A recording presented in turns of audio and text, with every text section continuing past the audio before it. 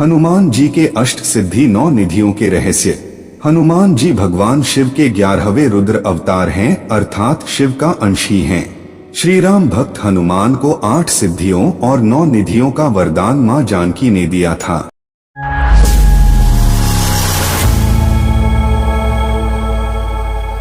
और कहते हैं कि इन्हें संभालने की शक्ति भी केवल महाबली हनुमान में ही थी, जिनका उल्लेख हनुमान चालीसा में भी किया गया है।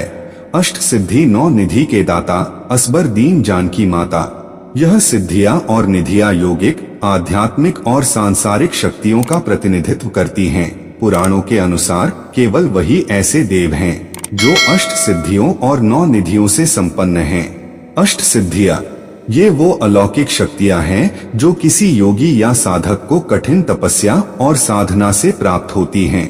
मान्यता है कि जो प्रतिदिन खासकर मंगलवार को हनुमान जी की सच्चे मन से आराधना करता है वह इन शक्तियों को सिद्ध कर सकता है।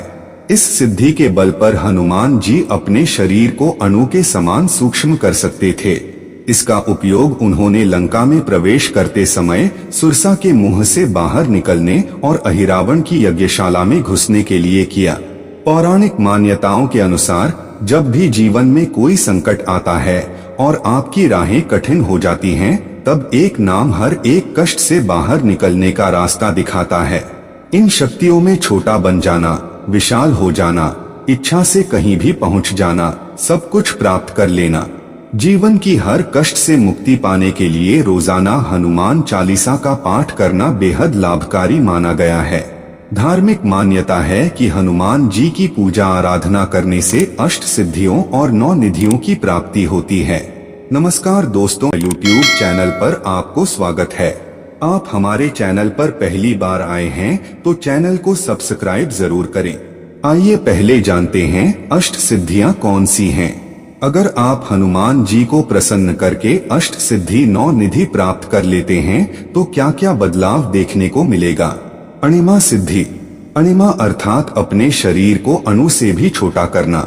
यह सिद्धि शरीर को अत्यंत छोटी बनाने की क्षमता प्रदान करती है। इस सिद्धि की बदौलत हनुमान जी सूक्ष्म रूप धारण कर कहीं भी विचरण कर सकते थे। अपने इसी छोटे रूप के बल पर हनुमान जी ने लंका का निरीक्षण किया था। इस सिद्धि का उपयोग हालांकि उन्होंने समुद्र पार करते वक्त सुरसा नामक राक्षसी द्वारा रास्ता रोकने के दौरान भी किया था। महिमा सिद्धि। महिमा अणिमा के विपरीत है। महिमा का अर्थ अपने शरीर को असीमित रूप में बड़ा कर लेना। इस सिद्धि के बल पर विशाल रूप धारण किया जा सकता है। हालांकि हनुमान जी ने अपना यह विशाल रूप रामायण में कई बार दिखाया है। उस समय सुरसा को परास्त करने के लिए हनुमान जी ने स्वयं का रूप विशालकाय कर 100 योजन तक बड़ा कर लिया था। लंका युद्ध में कुंभकर्ण से युद्ध करते समय भी अपना आकार बढ़ाया था। गरिमा सिद्धि। गरिमा सिद्धि से शरीर को असीमित रूप से भारी बनाया जा सकता है। इस सिद्धि की मदद से हनुमान जी स्वयं का भार किसी विशाल पर्वत के समान कर लेते थे। भीम का घमंड तोड़ने के लिए हनुमान जी ने इस सिद्धि का प्रयोग किया था। एक समय भीम को अपनी शक्ति पर घमंड हो गया था। उस समय भीम का घमंड तोड़ने के लिए हनुमान जी एक वृद्ध वानर का रूप धारण करके रास्ते में अपनी पूंछ फैलाकर बैठे हुए थे। अंततः भीम को समझ में आ गई कि यह कोई साधारण वानर नहीं है। भीम को अपनी शक्ति का घमंड जाता रहा। लघिमा सिद्धि। इस सिद्धि से हनुमान जी स्वयं का भार बिल्कुल हल्का कर लेते थे, जैसे रुई का फाला हो, और पल भर में वे कहीं भी आ जा सकते हैं और भारहीन किसी भी स्थान पर बैठ सकते हैं। लघिमा और अणिमा का सिद्धि के बल पर हनुमान जी ने अशोक वाटिका में पत्तों पर बैठकर माता सीता को अपना परिचय दिया था। प्राप्ति सिद्धि। प्राप्ति का अर्थ है सभी स्थानों पर पहुंच जाना।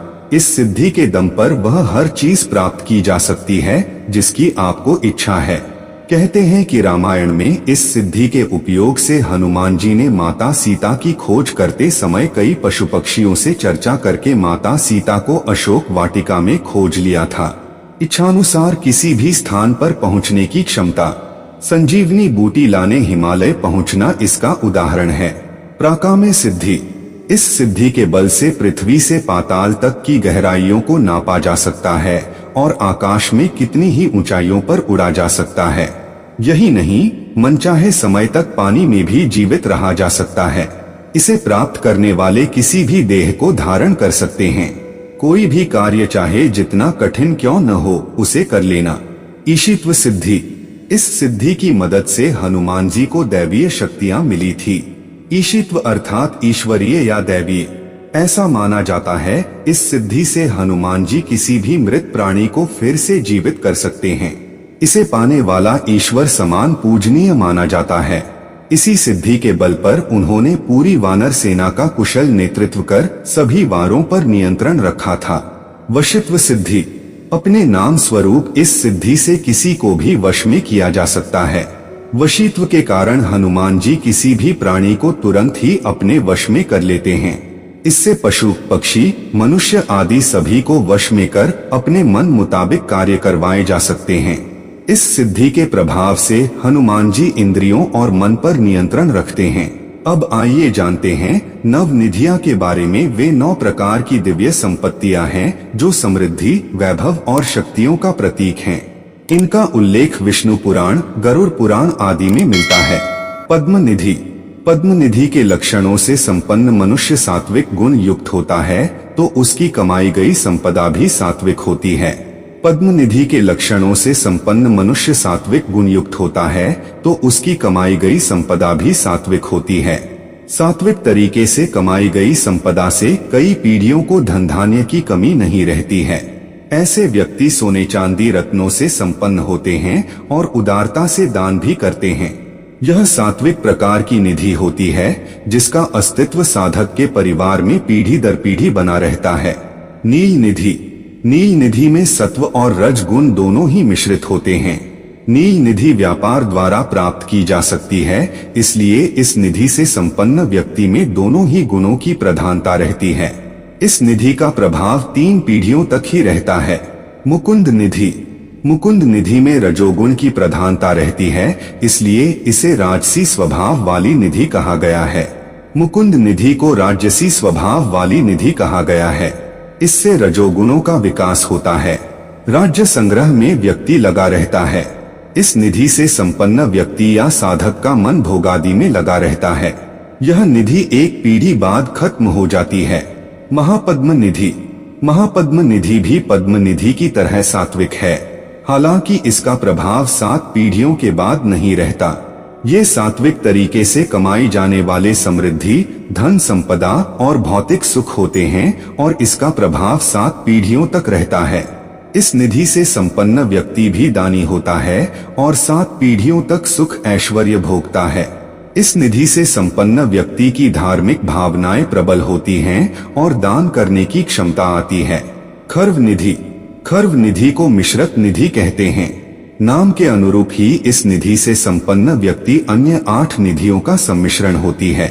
खारवा सभी प्रकार की भौतिक संपदा और समृद्धि के खजाने का प्रतिनिधित्व करता है, जिसमें कीमती रत्न, सोना और जीवन के सभी पहलुओं में प्रचुरता शामिल है। इस निधि से संपन्न व्यक्ति को मिश्रित स्वभाव का कहा गया है। उसके कार्यों और स्वभाव के बारे में भविष्यवाणी नहीं की जा सकती। माना जाता है कि इस निधि को प्राप्त व्यक्ति विकलांग व घमंडी होता है। यह मौके मिलने पर दूसरों का धन भी सुख भी छीन सकता है। नंद निधि। नंद निधि में रज और तम गुणों का मिश्रण होता है। नंद निधि यह दिव्य सुरक्षा का प्रतीक है और नकारात्मकता और बाधाओं को दूर करने की शक्ति का प्रतिनिधित्व करता है। माना जाता है कि यह निधि साधक को लंबी आयु व निरंतर तरक्की प्रदान करती है। ऐसी निधि से संपन्न व्यक्ति अपनी तारीफ से खुश होता है। कच्छप निधि। कच्छप निधि का साधक अपनी संपत्ति को छुपा कर रखता है, न तो स्वयं उसका उपयोग करता है न करने देता है। जैसे कि कछुआ अपनी छाया में अपनी सुरक्षा करता है। यह जीवन की चुनौतियों से निपटने के लिए आवश्यक स्थिरता, धैर्य और लचीलेपन का प्रतिनिधित्व करता है। ऐसे व्यक्ति धन होते हुए भी उसका उपभोग नहीं कर पाता है। शंख निधि। शंख निधि को प्राप्त व्यक्ति स्वयं की ही चिंता और स्वयं के ही भोग की इच्छा करता है। यह शंख निधि संचार की शक्ति, स्पष्टता के साथ खुद को व्यक्त करने की क्षमता और भाषण के उपहार का प्रतिनिधित्व करता है। वह कमाता तो बहुत है, लेकिन उसके परिवार वाले गरीबी में ही जीते हैं। ऐसा व्यक्ति धन का उपयोग स्वयं के सुख भोग के लिए करता है, जिससे उसका परिवार गरीबी में जीवन गुजारता है। मकर निधि।